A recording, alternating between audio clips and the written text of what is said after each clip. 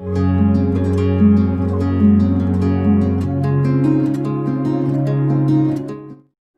ini menceritakan kisah petualangan 6 orang yang terjebak di dalam sebuah permainan mengerikan. Mereka adalah Zoe, Ben, Jason, Amanda, Danny, dan Mike. Suatu ketika, ke-6 orang tersebut mendapat kiriman sebuah kotak hitam misterius yang pengirimnya nggak tahu siapa. Tentu saja, kiriman paket itu membuat ke-6 orang itu penasaran. Mereka mencoba membuka kotak hitam itu dengan segala cara, mulai dengan dipukuli pakai palu dan bahkan dengan rumus matematika.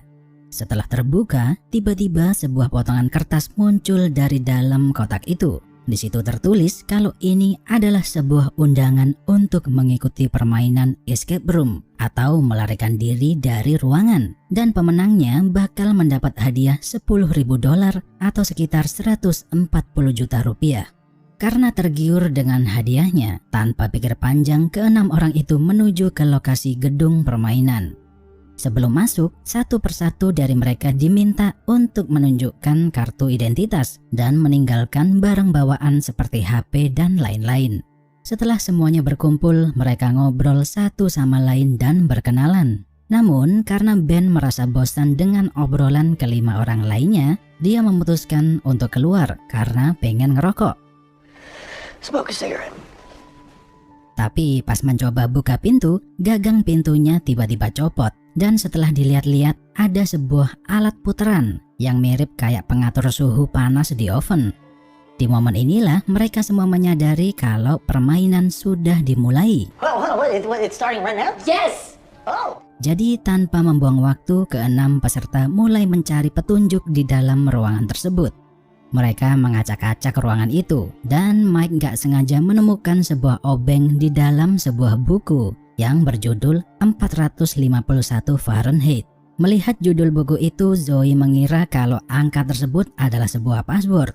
Tanpa memberitahu yang lainnya, dia kemudian memutar knop pintu ke arah angka 451, angka yang sama seperti judul buku yang ditemukan Mike tadi. Namun, pintu tersebut masih terkunci dan malah pemanas di langit-langit ruangan itu menyala. Tentu saja ruangan tersebut menjadi makin panas, yang membuat para peserta tambah panik. Mereka membuka jaket dan minum banyak air demi bertahan di ruangan yang sangat panas itu. Setelah lama mencari petunjuk, Zoe tak sengaja menemukan tulisan di dinding bertuliskan "Use the coasters at all times", yang artinya selalu gunakan tatakan gelas. Disinilah mereka menemukan adanya 6 tombol rahasia pada tatakan gelas di meja ruangan tengah, yang setelah semua dipencet membuka lorong rahasia di balik sebuah lukisan. Masalahnya, ke-6 tombol tersebut harus ditekan bersamaan supaya lorong rahasia itu tetap terbuka. Tak kehabisan akal, akhirnya mereka menggunakan gelas yang diisi air untuk menahan tombol itu. Tapi karena airnya sudah diminum tadi, air itu hanya cukup untuk 5 buah gelas aja. Mereka semakin panik ketika sebuah kompor api raksasa menyala di langit-langit ruangan itu. Untungnya Ben masih menyimpan sebotol minuman keras di dalam baju yang digunakannya untuk mengisi gelas ke-6. Ben dan Danny berhasil masuk ke lorong rahasia itu tepat waktu karena tak lama kemudian ruangan tersebut terbakar dan meledak. Setelah lolos dari ruangan oven, mereka sekarang berada di ruangan dengan settingan kabin musim dingin. Sebuah rumah kayu sederhana yang dipenuhi banyak barang-barang gak jelas. Mereka berenam masih syok dengan ruangan pertama tadi dan bertanya-tanya apakah ini permainan atau beneran. Walaupun tadi hampir mati terbakar, Danny tetap yakin kalau ini cuman permainan aja dan meyakinkan mereka semua untuk melanjutkan. Sedangkan Amanda berteriak di depan CCTV dan bilang kalau dia ingin menyerah. Namun Jason mengingatkan kalau hadiah permainan ini sangat besar dan sangat sayang kalau mereka menyerah begitu aja. Hey, it's 10 grand and I don't lose. Pintu kabin itu ternyata digembok dan terlihat ada kombinasi 7 huruf agar gembok itu bisa terbuka. Mereka berenam mengacak-acak ruangan itu, mencari 7 huruf yang bisa membuka pintu tersebut. Kali ini Ben melihat ada kejanggalan di tembok ruangan kabin. Dia melihat ada 9 tanduk rusa yang dipajang di tembok tersebut. Di setiap tanduk rusa itu ada sebuah huruf, dan entah kenapa Ben tiba-tiba teringat kecelakaannya beberapa tahun lalu. Dia menyetir mobil dalam kondisi mabuk bersama teman-temannya, dan sebelum tabrakan mereka menyanyikan lagu tentang Rudolph sang rusa. Rudolph the red-nosed reindeer. Dan benar saja, Rudolph adalah password yang benar untuk membuka gembok kabin tersebut. It's Rudolph. He's got Rudolph. Yeah, try Rudolph. Look at that. Hey, he helps. Ben merasakan ada yang gak beres dengan permainan ini. Seakan-akan yang mendesain permainan tersebut tahu tentang masa lalunya. Setelah pintu terbuka, ke-6 orang ini dihadapkan dengan hutan salju yang luas. Danny berjalan di atas danau yang membeku dan mencoba untuk pergi sejauh mungkin.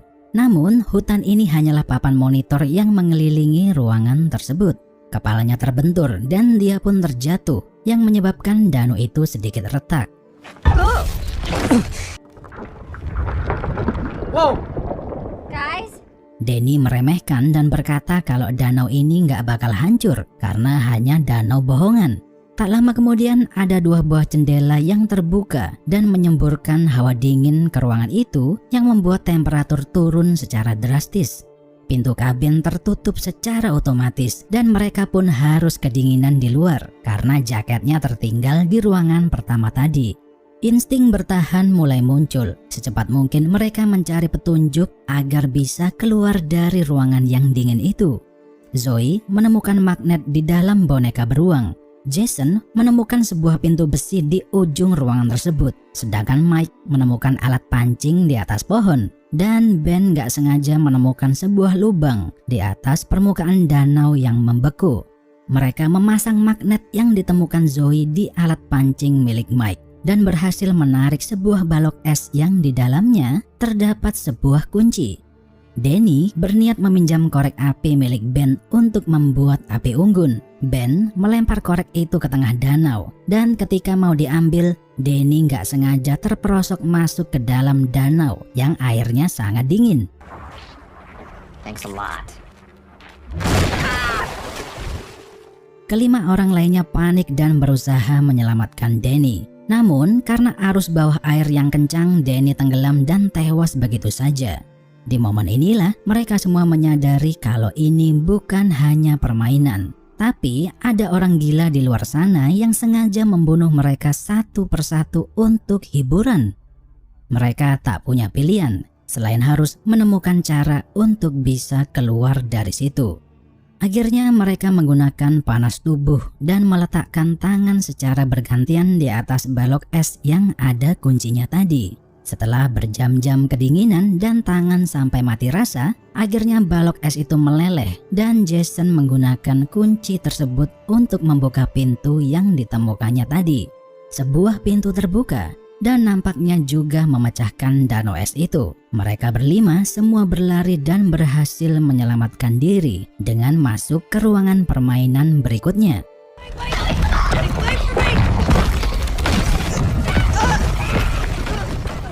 Kali ini mereka dihadapkan dengan ruangan biliar yang terbalik. Dari kejauhan terlihat sebuah pintu berwarna kuning di ujung ruangan tersebut. Dan nampaknya mereka harus menemukan gagangnya agar bisa menuju ke ruangan berikutnya. Tak lama kemudian sebuah telepon berdering.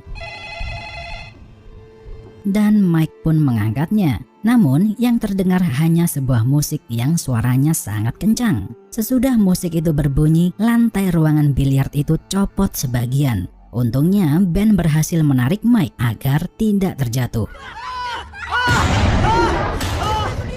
Mereka mempunyai teori kalau telepon ini berdering berarti lantainya akan copot lagi.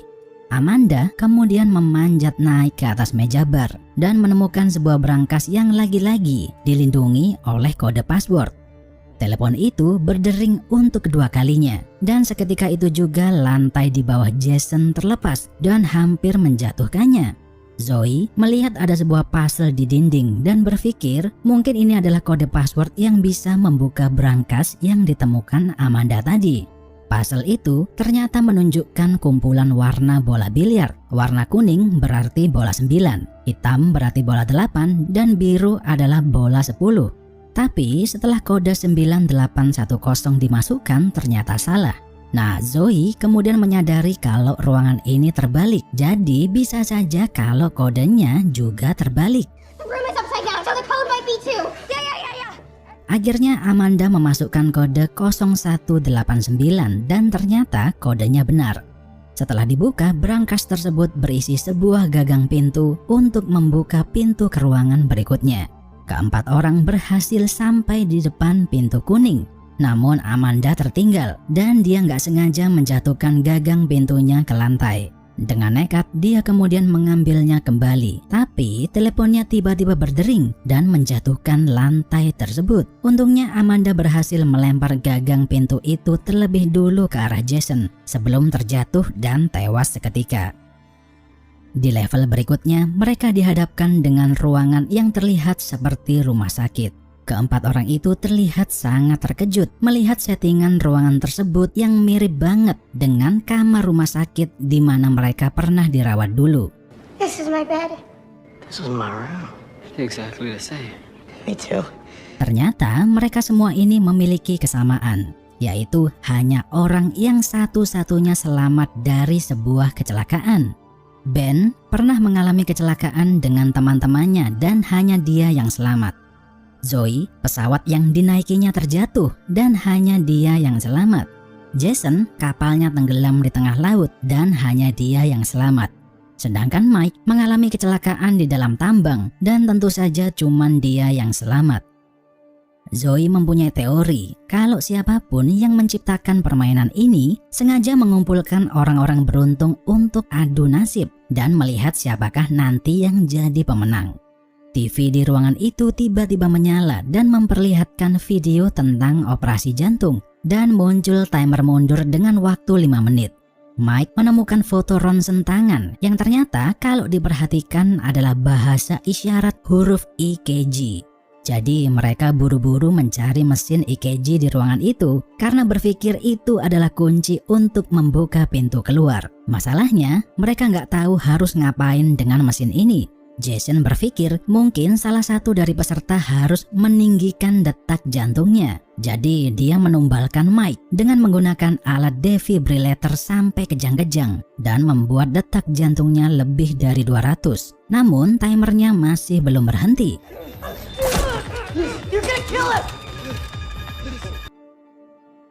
Akibat kecerobohan Jason tadi, Mike tewas karena detak jantungnya terlalu tinggi. Di momen inilah dia baru paham bahwa cara yang benar seharusnya menurunkan detak jantung, bukan menaikkan. Jason kemudian bermeditasi, menurunkan detak jantungnya sendiri ke angka 50 dan sukses membuka pintu ke ruangan berikutnya. Di saat bersamaan, waktu juga habis dan ruangan itu dipenuhi oleh gas beracun.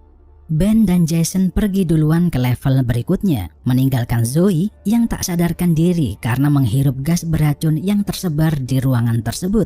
Di level berikutnya, ruangan itu terlihat cukup sederhana dan yang perlu mereka lakukan hanyalah membuka pintu yang berada di bawah lantai. Nah, ternyata gagang pintunya sudah dilapisi racun yang membuat mereka berdua berhalusinasi. Tapi ada petunjuk di balik pintu itu yang menyuruh mereka untuk menemukan obat penawar racunnya yang cuma sebiji. Kalau enggak, mereka bakal mati semua di situ. Racun itu membuat mereka muter-muter nggak jelas dan ketawa-ketawa kayak orang gila. Ben berhasil menemukan penawar racun yang tersembunyi di laci rahasia. Namun Jason berusaha merebutnya dan akhirnya mereka berdua berantem. Duel maut itu dimenangkan oleh Ben yang kemudian menuju ke level berikutnya. Di situ dia dihadapkan dengan ruangan perpustakaan yang dipenuhi banyak barang-barang antik. Masalahnya Ben ini orangnya ceroboh banget dan suka terburu-buru. Dia menemukan sebuah puzzle di dinding dan tanpa dipikir dulu langsung digeser-geser, yang menyebabkan tembok ruangan itu bergerak dan makin sempit setiap detiknya. Setelah mencari-cari petunjuk, Ben masih belum menemukannya juga. Sementara temboknya sudah makin sempit dan membuat Ben semakin terjepit.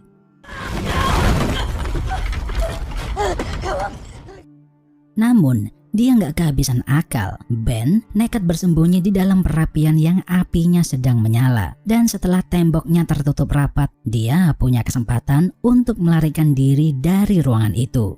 Disinilah Ben bertemu dengan Game Master yang selama ini mengawasi permainan tersebut. Dia mengucapkan selamat kepada Ben karena berhasil menang.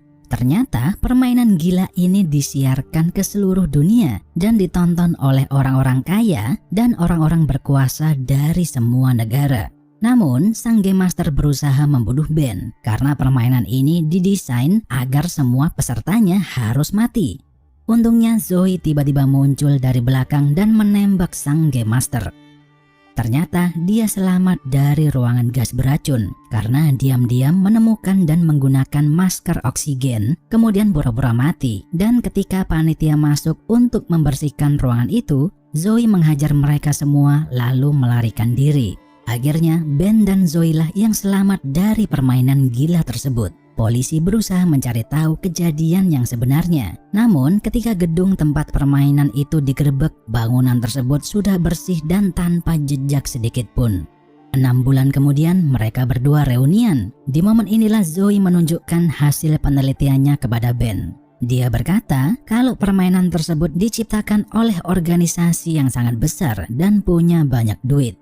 Zoe bertekad akan membongkar identitas kelompok tersebut secepatnya. Di akhir cerita, nampaknya rencana Zoe sudah diketahui oleh pimpinan organisasi itu. Dan mereka terlihat sedang bersiap-siap membuat skenario permainan baru untuk Zoe dan Ben.